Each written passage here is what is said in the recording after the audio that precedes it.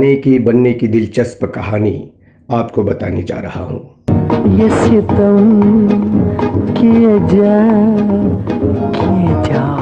दोस्तों, आज के वीडियो से साबित हो जाएगा कि महान गायक मोहम्मद रफ़ी साहब सूर्य की तरह प्रतिभापुंज थे। और यही कारण है कि जिन गानों को गाने से बड़े सिंगर कतराते थे, उन गानों को गाना उनके लिए बाएं हाथ का काम था। फिल्म राजकुमार के इस गाने के बनने की कहानी सुनकर आपको अंदाजा हो जाएगा, लेकिन साथ ही साथ एक और गायिका की गायन प्रतिभा के कायल हो जाएंगे। तो चलिए पूरी कहानी की तरफ।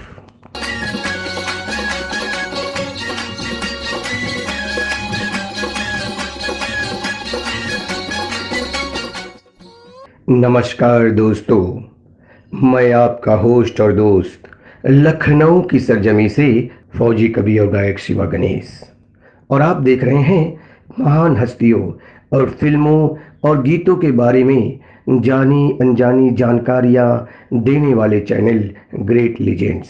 दोस्तों, आज के समय में फिल्मों और फिल्मी गानों में सेक्सुअलिटी नाम पर फुहड़ता और अश्लीलता परोसी जा रही है, लेकिन पुराने समय की फिल्मों पर अगर नज़र डालें तो पाते हैं कि जब फिल्मों और गानों में सेक्सुअलिटी और कामुकता की बात आती थी तो सामाजिक पारिवारिक मर्यादा का पूरा ध्यान रखा जाता था। इस कड़ी में फिल्म राजकुमार के एक गाने का उदाहरण ले सकते हैं।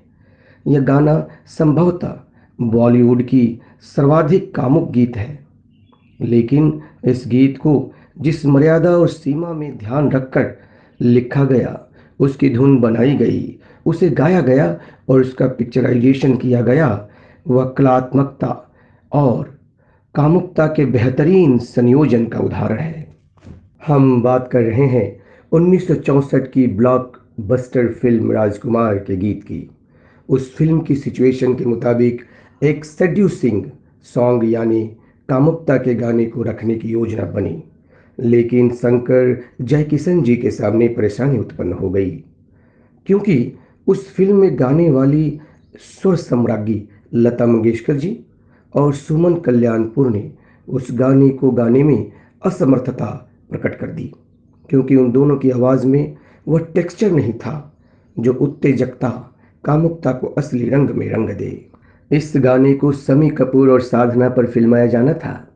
शम्मी कपूर के लिए मोहम्मद रफ़ी साहब गा रहे थे और साधना जी के लिए लता मंगेशकर जी भी गा रही थी और सुमन कल्याणपुर भी।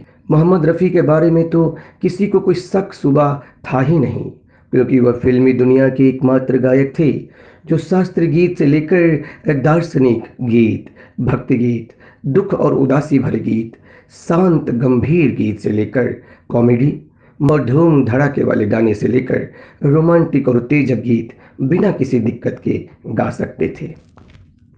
लेकिन अन्य गायक गायिकाओं के साथ साथ सीमाएं थी। कुछ अपवादों को छोड़कर बाकी गायक गायिकाओं के साथ दिक्कत थी कि वे हर तरह के गाने नहीं गा सकते थे। राजकुमार के उस गीत में मोहम्मद रफ़ी साहब के सामने कौन सी गायिका होगी, क्योंकि लता मंगेशकर जी ने और सुमन कल्याणपुर जी ने इस गाने को लेकर असमर्थता जता चुकी थी। ऐसे में शंकर जयकिशन जी के सामने बड़ी परेशानी हो गई। अब उन्हें अंतिम आशा थी आशा भोसले जी, जिनमें लता मंगेशकर और सुमन कल्याणपुर जी की तुलना में बहुमुखी गायन क्षमता थी। ऐसे में शंकर जयकिशन जी ने आशा भोसले को फ़ोन लगाया और उस गीत को मोहम्मद रफ़ी साहब के साथ गाने का अनुरोध करने लगे। आशा जी ने मौके को भांपते हुए कहा, वह गीत गा तो दूंगी, पर मैं फीस दीदी से 5 गुना ज़्यादा लूंगी। शंकर जयकिशन जी ने जब आशा भोसले जी की शर्त निर्देशक के सामने रखी तो वे सिर पकड़कर बैठ गए। निर्माता इतना फीस देने के लिए राजी होंगे या नहीं। जब यह बात शम्मी कपूर जी को बताई गई तो उन्होंने आशा जी का समर्थन किया। यह गाना गाने के लिए इतना फीस तो जायज़ है। अगर वह यह गाना गाती हैं तो उन्हें तो मनमानी फीस मिलनी चाहिए।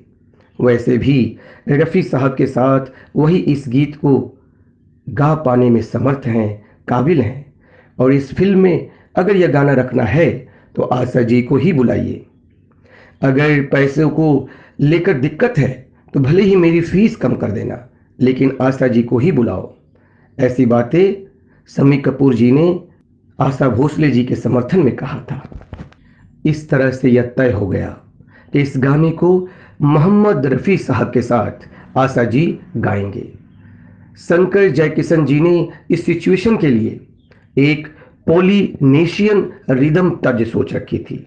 आपको बता दें कि प्रशांत महासागर यानी पैसिफिक सी में एक टापुओं का एक समूह है जिनमें रहने वाले पोलिनेशियन कहलाते हैं। जो गाने की ट्यून थी उस पर उसी किस्म की रिदम ठीक बैठती है। उस गाने में कॉवस लॉर्ड बांगो ने ड्रम बजाया था।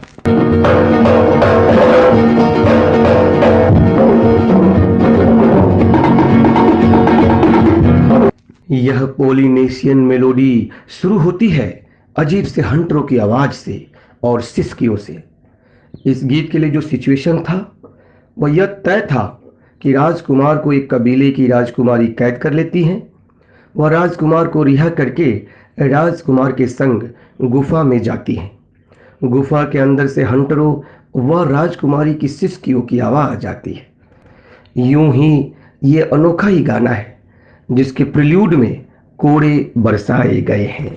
आशा जी ने बेहद कामोत्तेजक अंदाज में गाया है। ये सितम किए जा। लेकिन जो रफ़ी साहब ने मध्यम स्वरों में गुनगुनाया है, गीत को गाया है, उसे सुनकर आप कृतार्थ हो जाएंगे। दिल की गहराइयों को चीरता हुआ ये दर्द, ये कसक, ये चुभन। वह जब धीमे से गाते हैं, हम भी तो आग में जलते रहे, प्यार के शोलों पे चलते रहे, सुनकर आश्चर्य में पड़ जाएंगे। उनकी आवाज दिल की गहराइयों को चीरता हुआ निकलता है। यह दर्द या कसक या चुभन अभूतपूर्व है। और रफ़ी साहब गाने के आखिर में तो चमत्कार ही कर देते हैं जब अति उच्च तार सप्तक यानी फेलिस्टो पीच पर गाते हैं। मामूली गायक अगर इसे इस तरह से गाए तो उनका वोकल कॉर्ड फट जाएगा।